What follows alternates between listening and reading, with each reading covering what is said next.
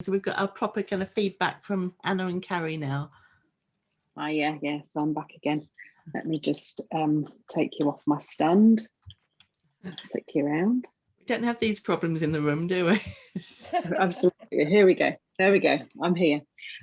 So I have really enjoyed the range of input that there's been, and Joe, I was thinking about it just while you were playing the stop and celebrate, which is always really important to do.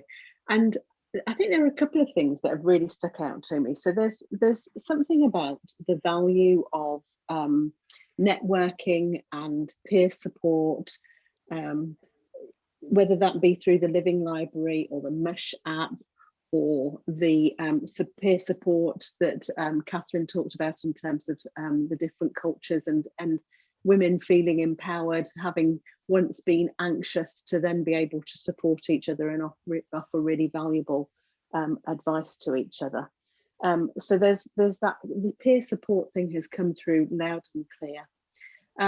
There's the working relationship, and thinking about how important that is, that the relationships that are built. Now, the example was around the relationship, was one of the first examples, and it was around the relationship that a mother, the bonding relationship that a mother has with her baby once it's born, and whether that's successful or not, and the impact that that can have based on the relationship that women and families, the wider family, have with the midwife or with the maternity staff.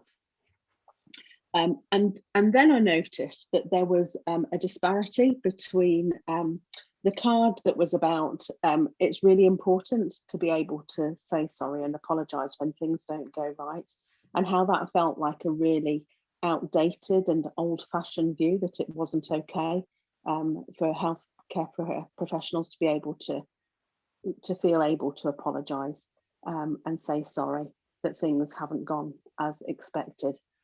But then, as I also noticed, there was Nicola's example of hearing "I'm sorry" when giving birth to a baby with Down syndrome, and the impact that that has.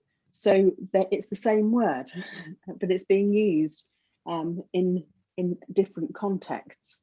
And I guess that throws out that challenge of how important it is to listen and communicate effectively, to be respectful, to think about the relationship that you have with women, the language that's used, and the impact that that has. That this success will come from working together, and particularly the examples that have been given around joint working, whether that be the example that Sunita gave, or the bit about involving MVP members and others in getting feedback and seeking people to be able to feel that they're able to speak up. And the other thing that has struck me was it was about the example that was highlighted, that healthcare professionals can also feel intimidated and lost and not understand what's happening at meetings if they miss something. So there's something about that fast pace of and tightly packed agendas that is part of the culture within the NHS, and maybe there's something about challenging that and trying to make that difference. Although there's some really great examples of work that's happening in Southampton for the pre-meetings that were really helpful. And there were other great examples that were shared around using interpretation services and helping make that communication more effective and clearer. And I've got in your partners and not visitors, and it kind of felt like this bit here was going back round to the beginning, right back to the beginning, where Suzanne spoke and said that having people around you postnatally is so important, and was deeply affected during the pandemic. And so this has been an opportunity for you to come together and think about how improvements can be made. So it feels like this is all so interconnected. It's been fascinating. That's what I've got so far, and I shall carry on working on it. Anna, that's brilliant. And could you just close in again? I missed it. I was going to take a photo of the partners are not visitors, and we could tweet that back to Katie, who's asked us to share that today.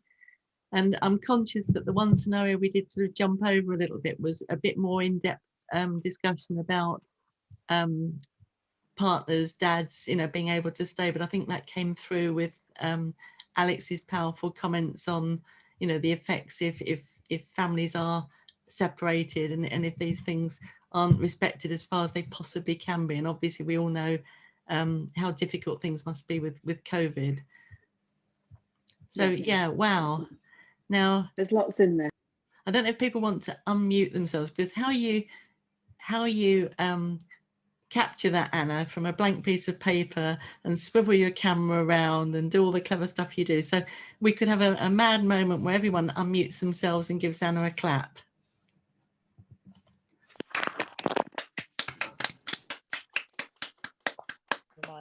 You get the idea, my dear. Bringing people in a bit randomly. Carrie, tell us a little bit about what you're aiming to do with your visual synthesis and what you've heard with the chat today. Okay, yeah, so the chat has been very gentle today, so thank you everyone for the gentle, slow growing of the chat. That's been very nice to watch. Everything that Anna's put on her board, I totally agree with what I've got here. A couple of things I think that might be worth just adding, and it's some of this forward thinking. So these are the strategic management speak bits. So we know that there's a lot to be done, and we have to keep human beings in mind, because we're aware that people aren't necessarily getting the support in all places that they should be. And so some of the things that were pointed out is that the approach has to include the health and well-being of people. So it's not just the medical stuff, it's not just the practical stuff, but there is that psychological side to it as well. That with robust quality improvement and bringing together those sort of effective leaderships and personalising care for families, the collaboration, the co-design, and really having a thinking system that is human-centred, sort of life course approach. So you've got to look at a bigger picture rather than a little microscoped area. It's that idea of a deep dive. So getting further into what people are actually saying, because as we've noticed today, depending where you're coming from, influences the meaning of what you want people to take from it. So we had the example of the 2 ways of saying sorry. So there was 2 ideas there. Some people like things one way, some people like things another way. And that's about getting those details in there to really understand how people want things to work for them. I think it was Leanne had some really great things. And one of the things that I took from what she said was the continuity of care made a massive difference. It was incredible. I knew my whole team. I trusted my midwife. She trusted her team. So that tells me that the trust is in the people, not necessarily the process. So it's trusting those people that they're doing what they need to be doing. And she felt totally supported because they knew what she wanted. And every baby is special, no matter what time of day it's born or which day it's born. Just on that last little bit then, so reaching out to mums and putting on the brave face. Here's what you need to do.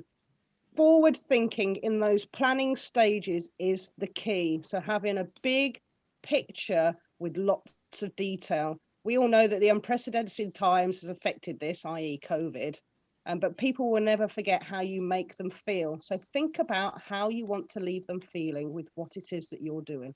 Does that make sense? Yeah, it really does. So that's the kind of stuff that will come out of the visual synthesis part of it. So that's how it complements what Anna's got there. Yeah, I'm looking forward to seeing that. I think that's going to be pretty extraordinary. And it really chimes with me in terms of a session that I joined last night with the Darcy alumni, who I'm sort of privileged to be part of. And it was around vaccine equity. And it was an incredible session, but the key message was be curious. So I think that's another kind of like separate take on it in terms of, why is somebody reacting in that way? you know, don't just jump to the conclusion. This was a quote from last night. Don't just jump to a conclusion that they're an idiot and say it louder or more technically, but find out what's happening in their lives. So in terms of the COVID vaccine and why people might not be taking it up, I just found it a fascinating angle.